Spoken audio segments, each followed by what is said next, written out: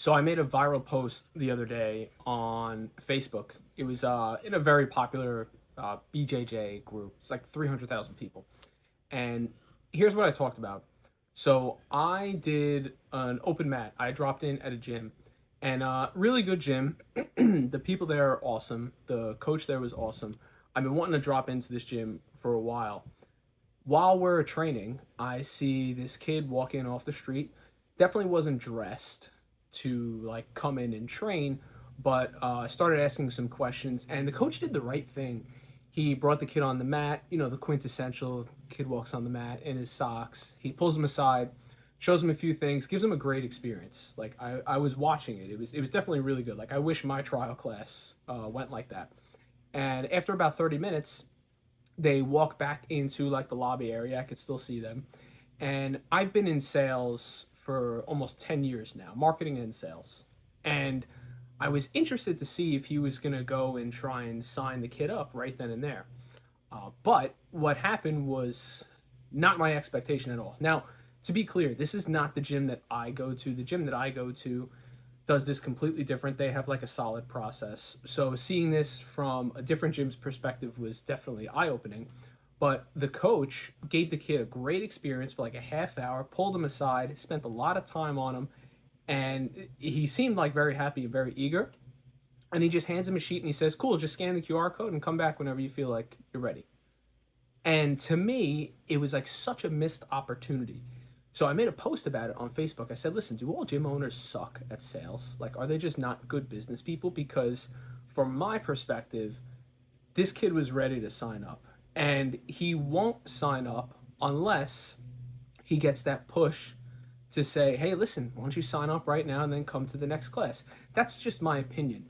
And the responses that I got from this Facebook post were like 50-50, 50% saying that I'm a piece of shit, sleazy salesperson, and that I shouldn't be pushing people into training if they don't want to. And the other 50% saying, yeah, all gym owners suck at business. That's why more than half of them go out of business, after 3 years. So I really sat down and I thought about it. And I think the answer or the solution to this problem is somewhere in the middle. Yes, you don't want to push people to train at your gym and do the sleazy sale tactics to get them to sign up. That's bad. I think we can all agree with that. It's like used car sales person tactics, but for jiu-jitsu gyms. Like that sucks. But at the same time, I remember my trial class and the coach did something very similar for me. Now, I also trained with all the other people that were training for that day, and I got the shit kicked out of me. But I loved it. It was great. It was a good experience, but it was also traumatizing because I realized like how bad I actually am and how much I really have to learn.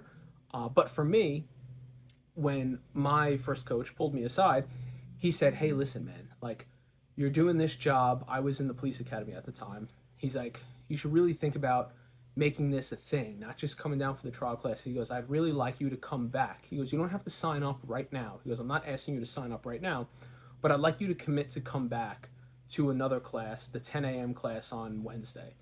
And I said, "Yeah, man, listen, I'm down. Like, I'll definitely come down. I'll train." And I ended up just asking about pricing after he prompted me with that question. So he didn't try and sell me and like say, "Take out your debit card and give me your numbers and sign up right now and then you can come back." Like he didn't do that. What he did was he had me commit to doing the same thing I did for that trial class, but on a future date. So he sold myself into committing to coming back because he saw that I was eager to learn. He didn't sell me on taking my money on signing up, but he sold me to come back.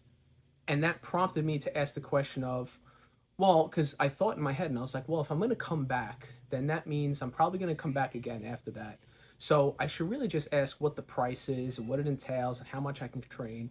So he prompted me with that as like a small little promise to give to him to come back and train. And then I prompted him with another question to say like, "Oh, well, listen, how much is the membership?" And he was like, "It's 165 a month. It may seem expensive to some people, but we really have a tight knit community." And he really like sold me on it at that point and said like, "Listen, if you come back for the next class and you like it, sign up." He goes, "Or if you like it right now," he goes, "you can absolutely sign up right now." He goes, "You're going to commit to yourself once you sign up to keep coming back and back." He goes, "Usually people do the trial class and they have a good experience." He goes, "But they leave here." He goes, "And if I don't give them that small little push," He goes, sometimes they don't come back. He goes, I really think you have a lot of potential. He goes, I really think you need this.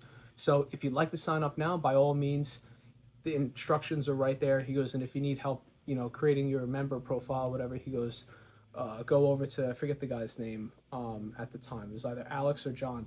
And he was like, Alex will be able to help you out. And I signed up right on the spot. Now, this kid that I saw in this gym that I dropped into, I saw a lot of myself in that. And I was like, oh man, like if he just had him commit to another training session, instead of just handing him the slip to say, well, here's the instructions on how you can sign up, like hopefully we see you back. Like, yeah, that's good, but like people really need that push. And I made that post on the Facebook group and it went semi-viral and the responses were 50-50. So I'm asking the people who are watching this video right now, because my opinion is that he should have sold him at least not into the membership to sign up right then and there, but at least to commit to a future date to train, so that he doesn't let his intrusive thoughts win, that kid, and let all the excuses come in and say like, oh, it was really nerve-wracking. Like I only trained with this one guy, like all the other guys there, they look like savages. Like I'm going to come back, I'm going to get beat up. Like he didn't really like answer any of those questions for him. So I decided to make this video because I believe that sales is extremely important in the jiu-jitsu gym community. And most people and most gyms that I see that are struggling, they're failing because of sales. But on the same side of the coin, you can't be sleazy with it and have a bunch of people sign up that really didn't want to give you their money. They were just too afraid to say no, and then they don't come back, and then they churn out, and it creates almost like a bigger problem. So I'm interested to see what your thoughts are. How do you fix the sales problem in the jiu-jitsu industry?